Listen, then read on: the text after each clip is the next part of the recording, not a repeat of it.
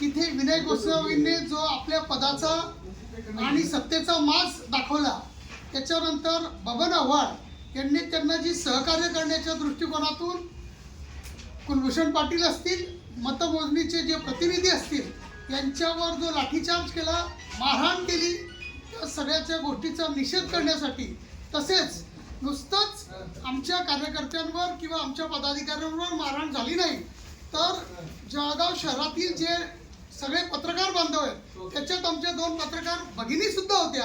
तिथे महिला पोलीस मध्ये नसताना त्या पोलिसांनी त्या महिलांना सुद्धा एकदम बेदर्दीने कुठली तमा न बाळगता की महिला आहे ज्या पद्धतीने बाहेर लोटलं, बाहेर काढलं, त्या सगळ्या गोष्टीचा निषेध करण्यासाठी आज आम्ही ही पत्रकार परिषद घेतलेली आहे. रिकाउंटिंग करा, आता फेरमतमोजणी करा, ही जी मागणी आहे ही कायदेशीर होती.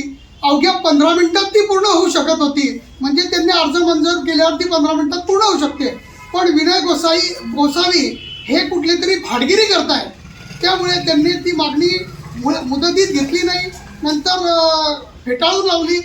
एकाच मतदार संघात जर 19 प्रभाग होते आणि 19 प्रभागांपैकी काही ठिकाणी ती मान्य केली जाते, काही ठिकाणी ती मान्य न करता फेटाळली जाते, याचा कुठेतरी ह्या भ्रष्ट निवडणूक आयोगाचा वास येतोय.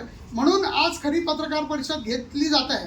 8 आणि 10 मधले असे नव्हतं, तर 1 ते 19 प्रभागातली ती मतमोजणी होती आणि तिथे इतरही प्रभागात त्यांनी 1 मध्ये असेल, 3 मध्ये असेल, 6 मध्ये असेल जो अन्याय केलेला होता, त्यामुळे त्या प्रभागातील सुद्धा लोक तिथे आलेली होती.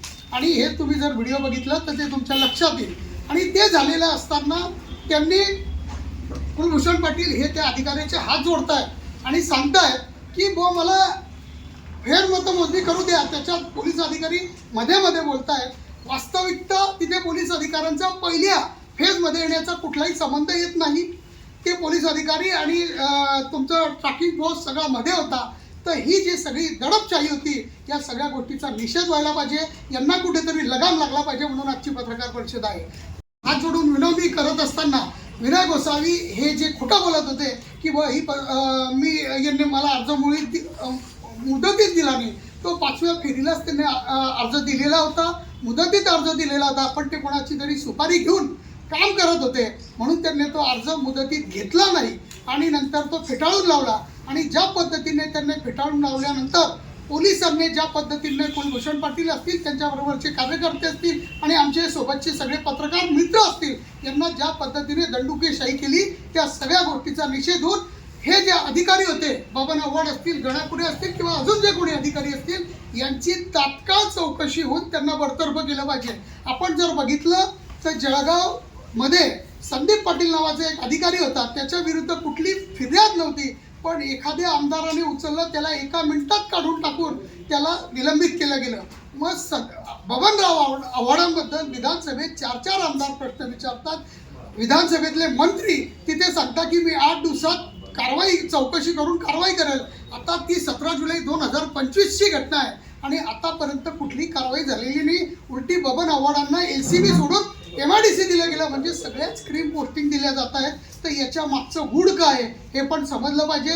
माझं असं म्हणणं आहे की SP साहेब संदीप पाटलांबद्दल वेगळी भूमिका घेतात आणि बबन आव्हाडांबद्दल वेगळी भूमिका घेतात, हे कुठे तरी संशयाला कारणीभूत आहे. तर म्हणून या गोष्टींची चौकशी झाली पाहिजे.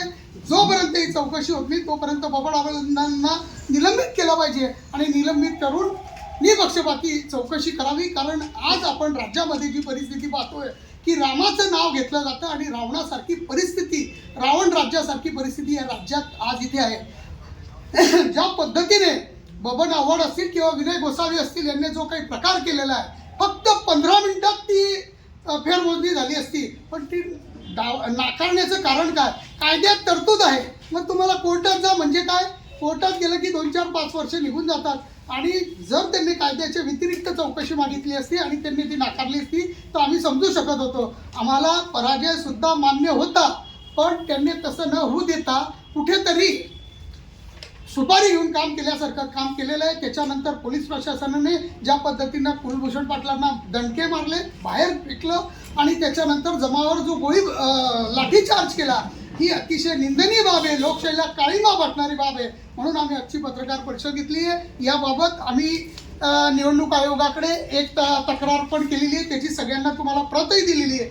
तसंच ह्या पुढच्या प्रोसिजरसाठी आता आम्हाला हे शंका आहे की आम्ही त्यांना CCTV फुटेज मागितलेले आहे, तर ते फुटेज सुद्धा ते देतील का नाही ही शंका आहे. कारण ही निवडणूक पारदर्शी झालेली नाही, त्यामुळे आम्हाला फुटेज सुद्धा भेटतील का नाही अशी मोठी शंका वाटते आहे.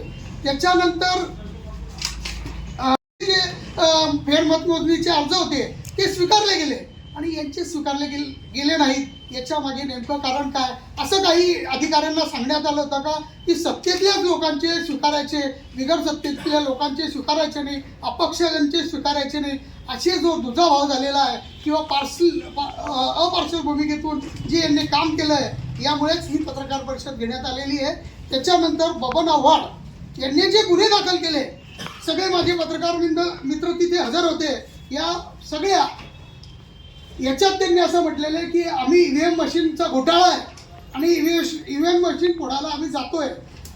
मला तुम्हाला सगळ्यांना माहिती आहे की आम्ही EVM बद्दल काही बोललेलं नाही. आमचं म्हणणं होतं जे काही चालू आहे त्याच्यात फक्त तुम्ही फेरमतमोजणी करा, एवढीच आमची मागणी होती. ही बोगस आणि कायद्याची पायमल्ली करणारी आणि स्वतःची दंडुकेशाही दाखवणारी ही आपल्याला अधिकाराचा दुरुपयोग करून ही फिर्याद आमच्या विरुद्ध दिली गेलेली आहे. मग जर अशी फिर्याद दिली जात असेल तर लोकशाही मार्गाचा हक्क कोण आहे? आणि अशा अधिकाऱ्यांना खरं तर तात्काळ निलंबित निवडणूक आयोगाने सुद्धा केलं पाहिजे जर तुम्ही पारदर्शी निवडणूक पार पाडायची असेल. कारण पुढे ही निवडणूक झाल्यानंतर जिल्हा परिषद निवडणूक आहे आणि जिल्हा परिषद निवडणुकांमध्ये विनय गोसावी सारखे बोगस अधिकारी जर तिथे राहिले तर मला वाटतं निवडणुका पारदर्शी होणार नाही. ह्या कालच्या प्रसंगामुळे पारदर्शी लोक निवडणुकीत उभं राहायला सुद्धा तयार नाहीत. अनेक लोकांनी सांगितलं की ह्या पद्धतीने निवडणुका होते तर आम्ही उभं राहायचं, आमची ताकद वाया घालवायची का, आम्ही हे सगळं करायचं. अशी परिस्थिती दयनीय आणि लोकांमध्ये भीतीचं वातावरण झालंय. या जिल्ह्यात 40 खून झाले, ड्रग्ज वगैरे सगळं चालू असताना पोलिसांना तिकडे लक्ष द्यायला वेळ नाही आणि ह्या पद्धतीने दडपशाही करतात. याचा निषेध करण्यासाठी पत्रकार परिषद आहे आणि माझी विनंती आहे की आपण या सगळ्या गोष्टीचे साक्षीदार आहात. आम्ही जसे जळगाव शहराचे एक नागरिक आहोत, तुम्ही पत्रकार म्हणून सुद्धा या जळगाव शहराचे नागरिक आहात, तर तुम्ही सुद्धा जे सत्य असेल, आम्ही कधीच म्हणणार नाही की खोटं तुम्ही काहीतरी सांगा, पण सत्य SP-ना सुद्धा सांगितलं पाहिजे की लाठीचार्ज पहिले झाला की नंतर काही जे काही 2-4 गोष्टी घडल्या असतील त्या पहिले घडल्यात. जर पोलिस दंडुकेशाही करत असतील आणि विनाकारण लोकांना मारहाण करत असतील तर ते अधिकारी तात्काळ निलंबित केले गेले पाहिजेत. असं कुठेही होताना दिसत नाहीये. तर या गोष्टीला विनय गोसावी आणि आव्हाड आणि गणापुरे हे जबाबदार आहेत. त्यांच्यावर काय कारवाई करेल हे तात्काळ या अधिकाऱ्यांनी आणि निवडणूक आयोगाने जाहीर केलं पाहिजे अशी आमची विनंती आहे.